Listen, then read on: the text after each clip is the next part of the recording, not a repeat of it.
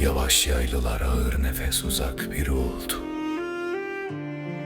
Halepçe. Bir sabah, bir şehir, bir nefes.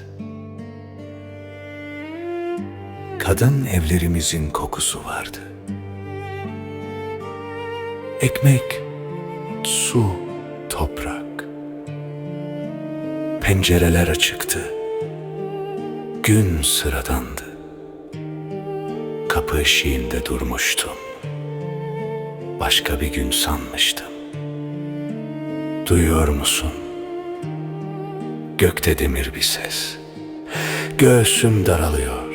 Gökyüzü ağır bugün. Gökyüzü adil değil. Hava değişiyor. Hava susuyor. Bir şey geliyor. Gördüm göğün bıçağını. Kuş gibi değil, yara gibi. Koşmak istedim ama şehir kalbimdi. Çocuklar içeride, çorba kaynıyor. Her şey normal olmalı. Her şey. Bazen normal koruyamaz insanı. Bazen normal öldürür. Hava yandı. Hava yalan oldu. Hava silah oldu. Gözlerim yandı. Boğazım kapandı. Hava ihanetti, çocuğuma sarıldım. Zaman durdu.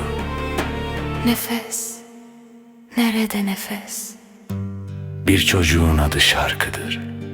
Adını söyledim. Hava adı yuttu. Anne olmak, savaşta kalkan olmaya çalışmakmış. İnsanlar düştü, uyur gibi. Ama uyanmadılar. Bağırdım. Ciğerim sustu. Şehir sustu. Sesler yandı. Görünmeyen ölüm. Sabah oldu. Ama ışık yabancıydı. Şehir kendini tanımadı. Rengi yoktu. Ama karaydı. Sesi yoktu. Ama ömür boyu bağırdı. Ben yaşadım. Ama yaşamak ağır. Ben tanığım. Ciğerimle, derimle. Tanıklık bir cezadır. Ama susmak daha ağırdır. Unutma. Şehri unutma. Çocukları unutma. Unutmadan yaşayacağız. Yaşayarak anlatacağız. Bir şehir öldürüldü.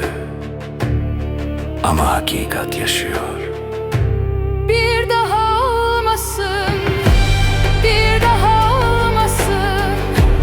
Hava insan olsun. Çocuklar büyüsün. Bir daha olmasın. Yavaşça sönmeyen bir akor.